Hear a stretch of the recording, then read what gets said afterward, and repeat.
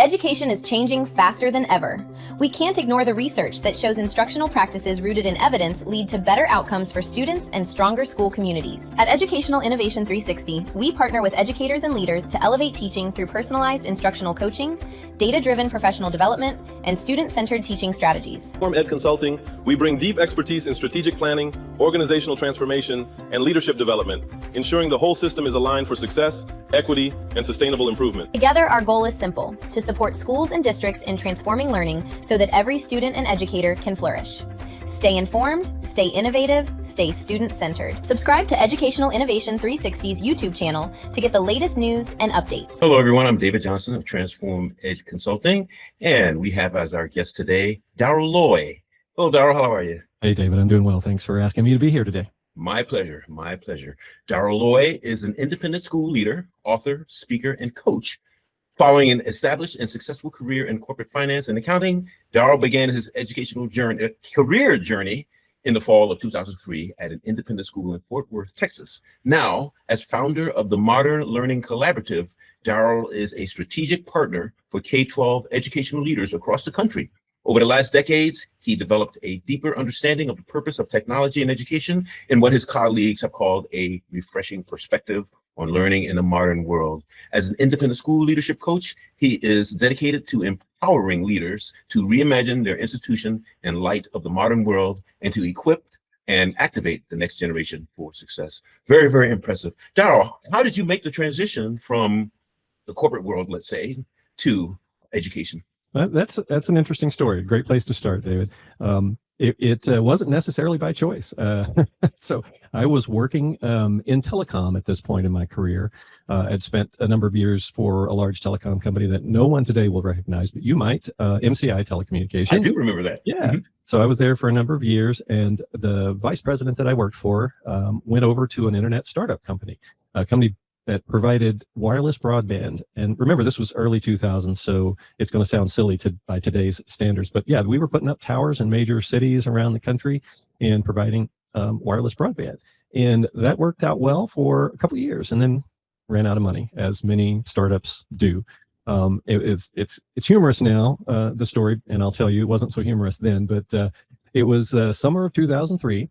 My family and I were just about to head out on vacation.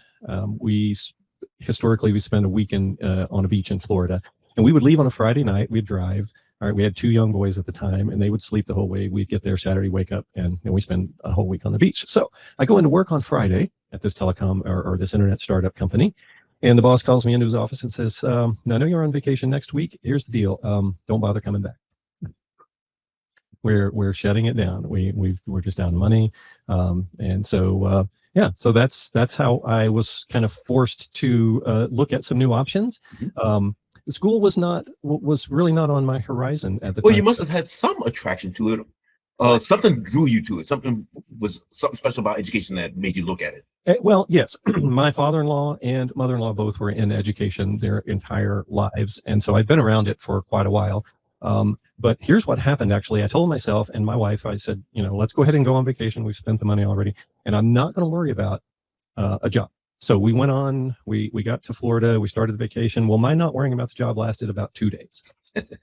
And I sat down at the computer and opened up monster.com. I don't even know if that's still a thing or not. No, I believe it is not. Okay. All right. Well, I'll tell you, Dave, the first job I opened up was the job at Fort Worth Academy. No. Yes, it was the very first job I opened up. And I saw they were looking for someone. It was a director of operations was the title. Right. And they were looking for someone to do accounting and finance, someone to do IT, and run the facilities department. And I thought that job was written for you. It was. It really was. And I looked at that and I said, you know what? I'm going to send the resume in because I can do that for a year or so until I find a real job. Well, I was, up now 23 years in education. So that's the story. Well, welcome to the profession. I noticed in writing and reading, you use the word modern learning a lot. Modern, enlighten us on your meaning in modern. Well, it's today. It's what's happening right now. It's the present. It is also the future. That's sort of the connotation I was going for when I started talking about this kind of stuff. So I was director of modern learning at the last two schools that I was a part of, and I actually came across that title.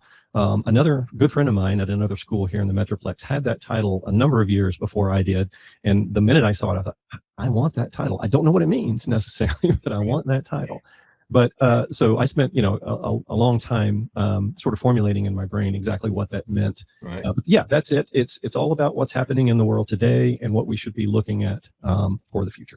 Well, I'm going to ask you further questions about the term modern, but we should probably get started. Our topic today, or the title of our topic today, is the Modern Learning Collaborative. And we have 4 bullets we will consider. Acknowledge the disparity between education and the modern world. Recognizes drivers of disparity and their importance to the future. Recognize the underlying purpose of school has not changed. Recognize the future of education requires a transformation. Where would you like to start, Darryl? Oh my, we can start right at the top. Okay, you got it. Yeah, and that's sort of what I was talking about. We need to be focused on what's happening in the real world today. And so much of what happens in education today is not modern. In fact, it's very much rooted in the past. Let me stop you there. Yeah. How far back, and let me tell you what's in my head. Okay. I'm reading, or just somehow I was thinking about when schools were segregated. Mhm. And one of the downfalls, or one of the disparities that Black schools experienced was old textbooks, or textbooks that were obsolete or torn apart.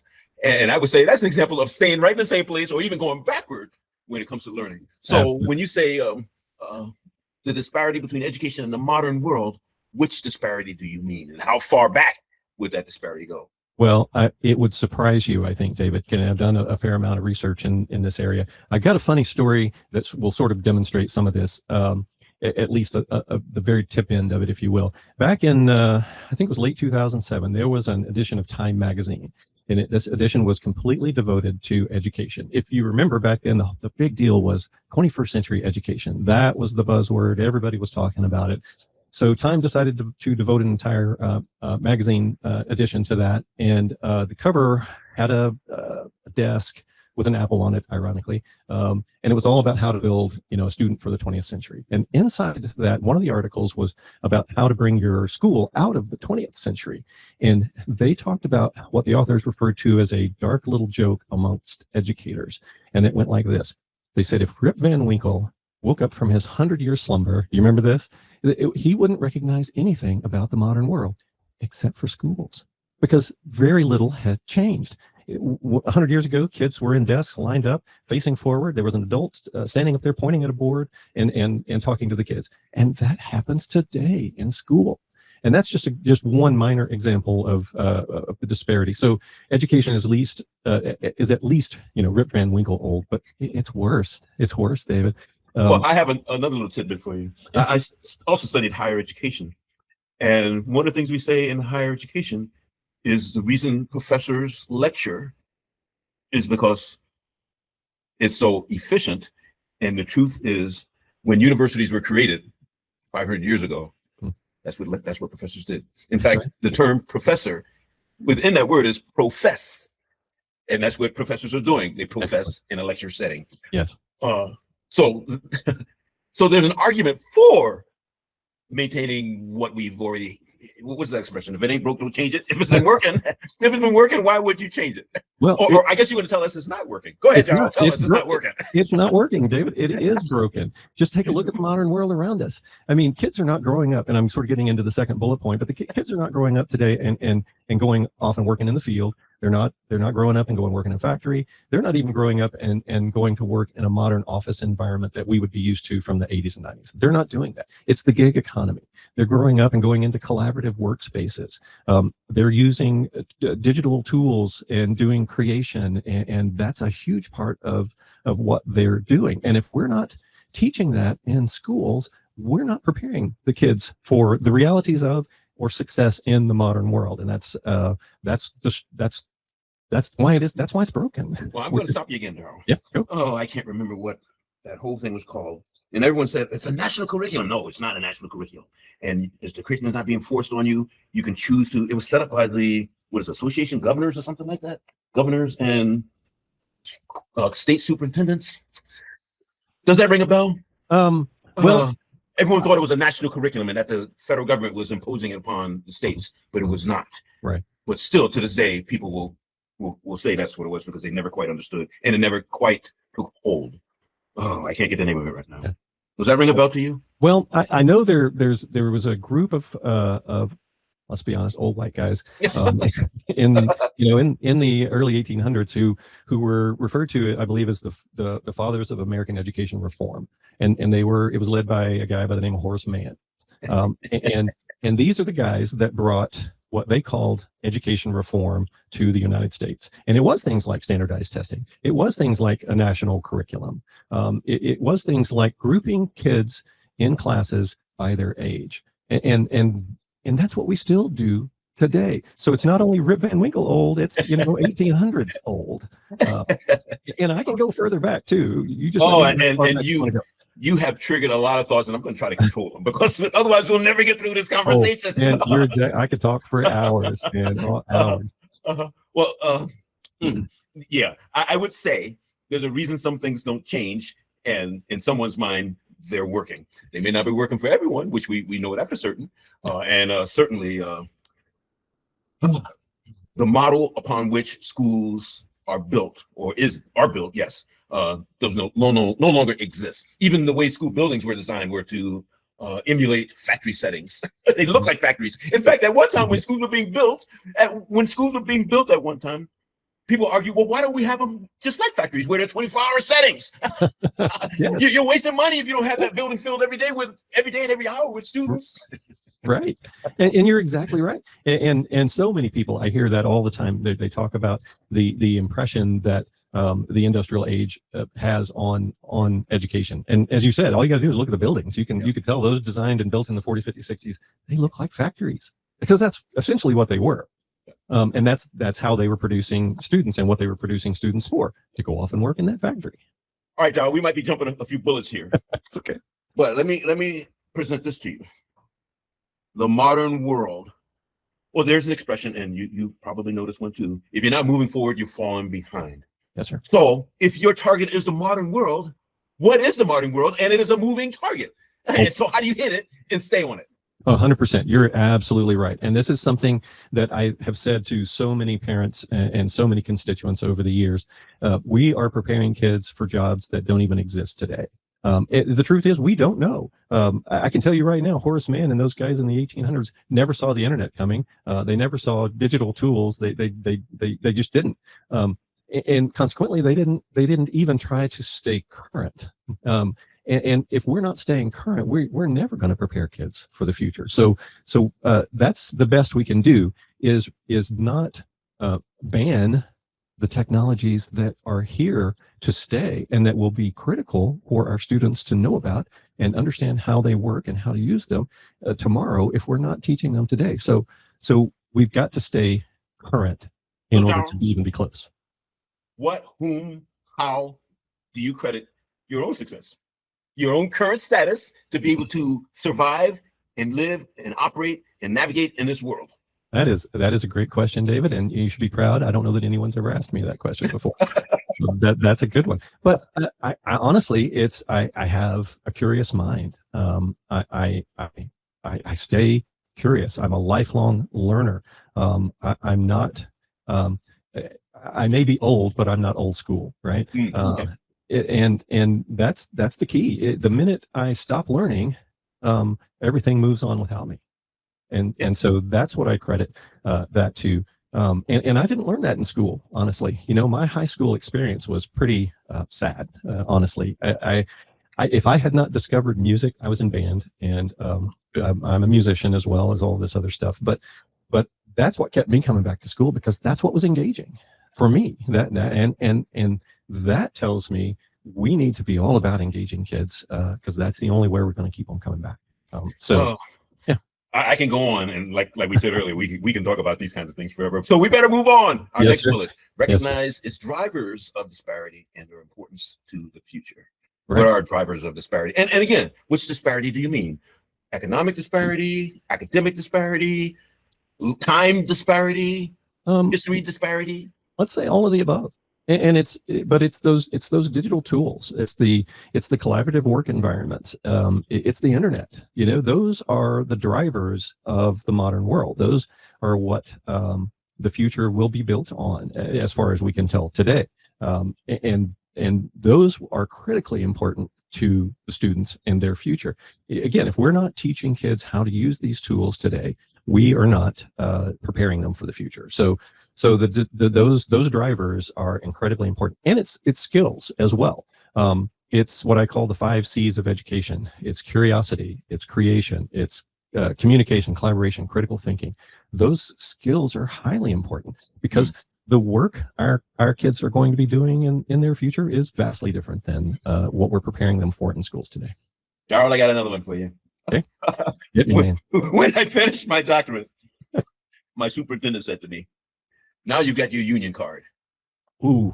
And okay, you said ooh. Oh, yeah. My first thought was, oh, that's an insult. Yeah. That implies that the only reason I got this doctorate was to check off a box and to not be changed in my cognitive abilities, let's say. Yes. Just to check the box. Okay, Yeah. got that down. Yeah. Now I got my union card, I can get through the door. Well, years later, I think a little bit differently of that comment. Although I'm still not sure what he meant. I think a little bit differently of that. What I got from my doctoral program, I didn't necessarily use immediately. In fact, I might not use any of it at all. But what I have is a baseline that I've continued to build upon. All these. In fact, I was giving some advice to a student this morning in a project proposal he's writing. And I'm realizing that I'm pulling from my doctoral experience and I'll say the cognitive gain I acquired or obtained from my doctoral experience. And I did pull from my knowledge about research methods, and I pulled from my knowledge about statistics. But generally, my doctoral experience raised my bar of what I would consider valuable or acceptable. Your thoughts? Well, I think it's just exactly what I explained when you asked me what I attributed my success to, and it's that you're always learning. It's that desire within us as educators to always be learning. So those degrees, high school diplomas, our undergraduate, our graduate, those should never be the goal. Those are not the goal. Because if we make a high school diploma the goal, we have kids who do nothing more than learn how to play the game to achieve that. The idea of being a lifelong learner, that should be the goal. And that's what I believe that you walked away with from your graduate program, with that ability to be a lifelong learner. So yeah, and well, what do we say to people who just want to stop? They can't wait for school to end so they can stop this stuff and just get a job and work. What do we say to them? I'd say half the time that's not a problem, because I don't think we live in a world today where everyone needs to go to college. I told both of my boys this: when you finish high school, if you've got the opportunity to go to work and or create something that will make a living for you, go do it. College is not for everybody, and I'm sure you've followed Mike Rowe and the work that he does with the trades. It's critically important that we have those kind of people in our economy. So I have no issue with kids that finish. They walk. Get their diploma, walk off the stage, and just keep walking. Keep walking. That's good. That's good. Yeah. All right, Darryl. All right, let's put our next bullet here. Recognize the underlying purpose of school has not changed. What is the underlying purpose of school? Okay, glad you asked. I came across this book. It was 2019, before the pandemic. It's called The New Childhood: Raising Kids to Thrive in a Connected World. It's written by Dr. Jordan Shapiro. I think he got so much right in this book, so much so that we actually had him come out and speak at my school, Good Shepherd Episcopal at the time. So I even got him to autograph my book. Oh, wow. But he got so much right in this. But one thing that just knocked me over was this idea of the purpose of school. And he says, I hope I can get this exactly right without reading it, but he says the purpose of school is to teach kids how to express themselves using the tools that currently shape their world. And I believe he's right. And if you stop and think about it for a minute, there was a time when pencil and paper were the tools that were shaping the modern world. And we taught those things in school. We taught kids how to use those tools. There was even a time before that just being able to read and write were the tools that were shaping the world. And we taught kids those things in school. Today, our world is being shaped by vastly different tools, and not always for the best, right? I think we can both agree that some of the stuff that's going on with digital tools today are not necessarily the best. But if we're not teaching kids how to use them, the schools are not doing what they should be doing the core purpose of what I believe schools are here to do.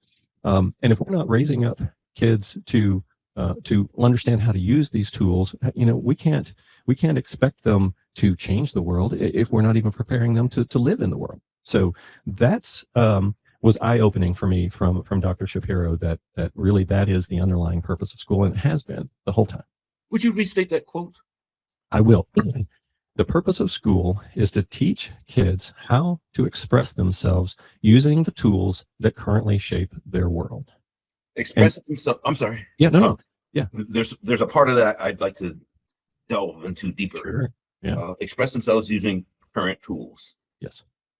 Now we can apply that to keyboards, Zoom, Google Meet, whichever means that we have available to express ourselves. We could also apply that to writing, creative writing, or other types of writing that allows people to express themselves. 100%. Yes, sir. We can also apply that to music. Oh, absolutely. To non-tangible things, meaning it's not an internet, it's not a keyboard, it's not a paper and pencil. It's something other than what people might typically think as a tool you might use for expression. Also included in that expression would be drama. Sure. Also included in that, art. Any of the arts are used to express. Yeah, absolutely. Now I have another little tidbit for you. I too was a music major. Really? Had it not been for music in high school, I would not have graduated high school. I am right there with you. If we were in the room, I'd high five you right now. So that's why I had to comment on expression. That's why I had, and I can't remember who said it. I cannot remember who said it. Music says what can't be said with words, but cannot go unsaid. Have you heard that one before? I have not, but that's good. Yeah. Music says what cannot be said with words, but cannot go unsaid. That might be the whole meaning. I might not have all the words right, but that would be the meaning.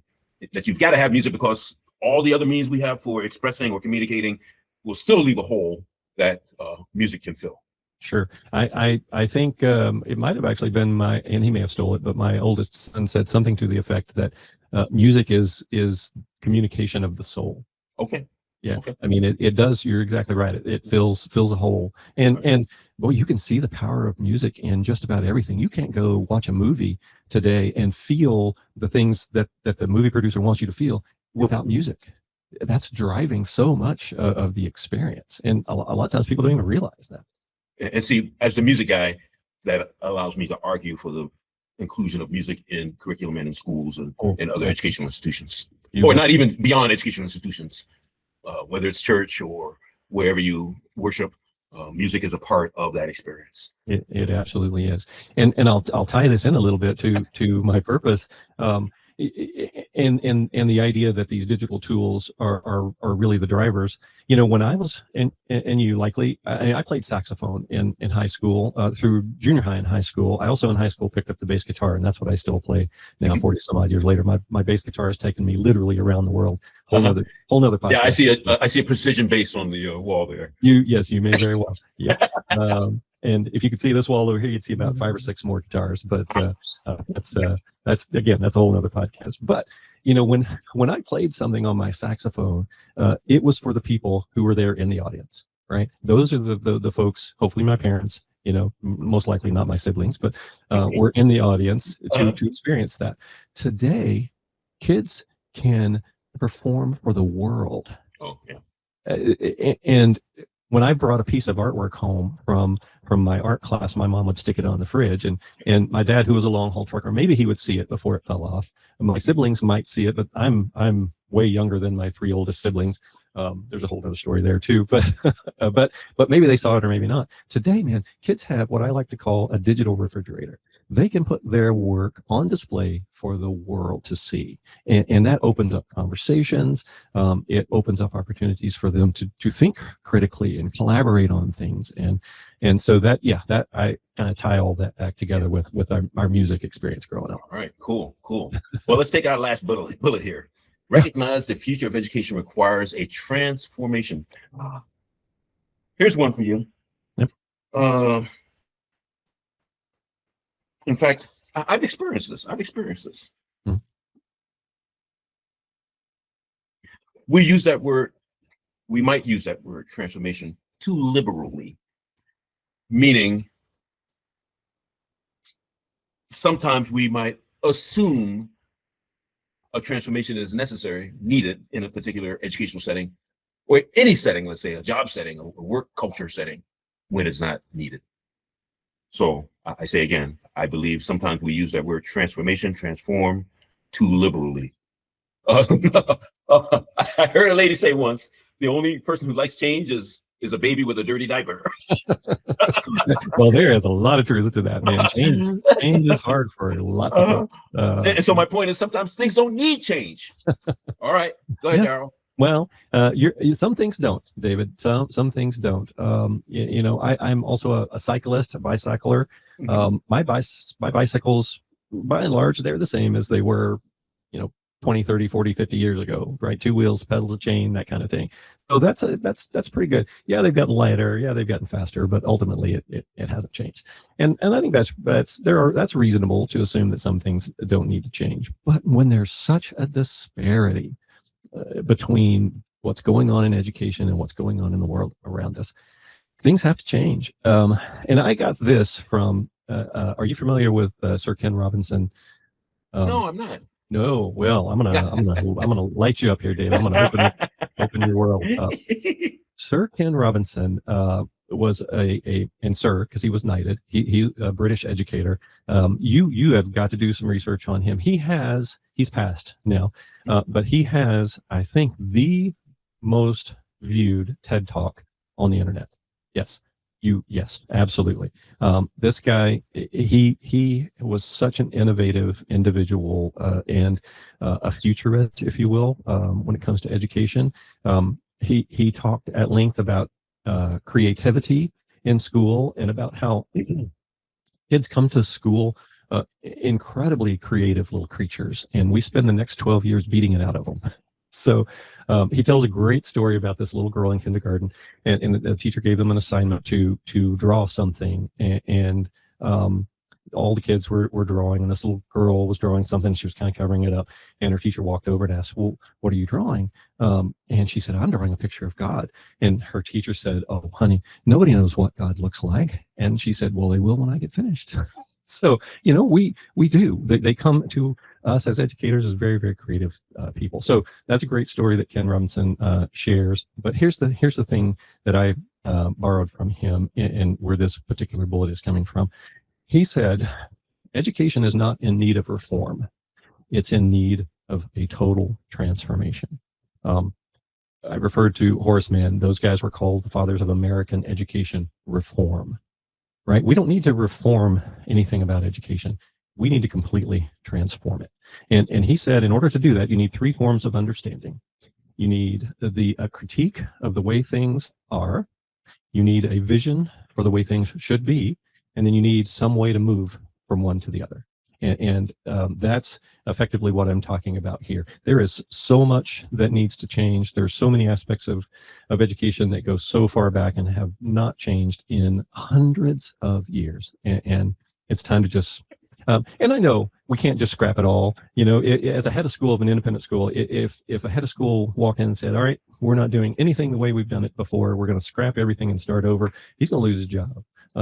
Because that's crazy, and it is crazy. And so I know that we're not going to flip a switch and make a radical transformation in education, but we need to start somewhere.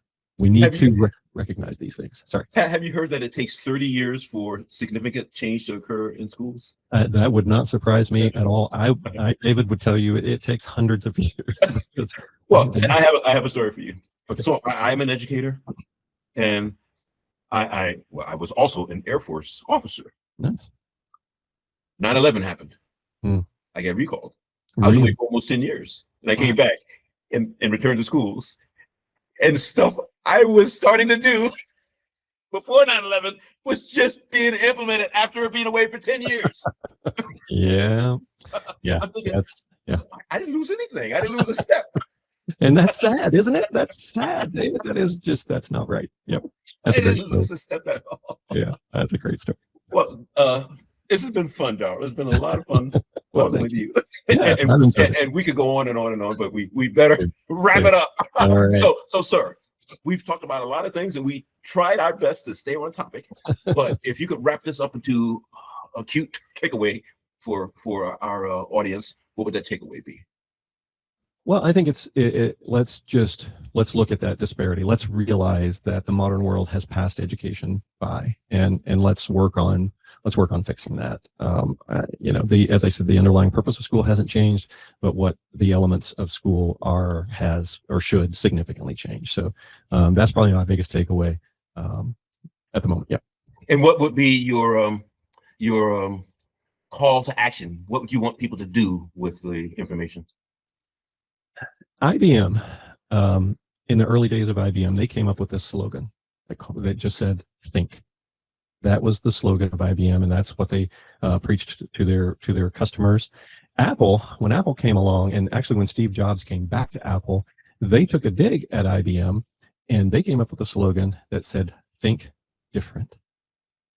I want to challenge folks not to just think and not just think different. I want to challenge folks to be different.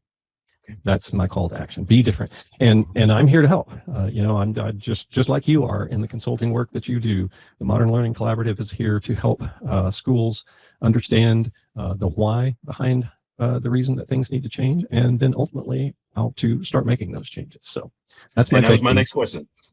When people want to know more, how do they contact you? Absolutely. My LinkedIn is there. My email is there on the slides. I am on all the socials at Darryl Loy, DARRYLLOY, Twitter, Facebook, on Instagram, all those socials. So they can contact me in any of those ways. My website, darrylloy.com. There's a lot more about my thinking and my work in this space. So again, happy to connect with anyone. Would love to reach out and connect with anyone who's interested in my call to action and really want to be different. Thank you, Darryl. This has been a very stimulating conversation. Lots of fun. Darryl Loy is an independent school leader, author, speaker, and coach. He is also the founder of the Modern Learning Collaborative.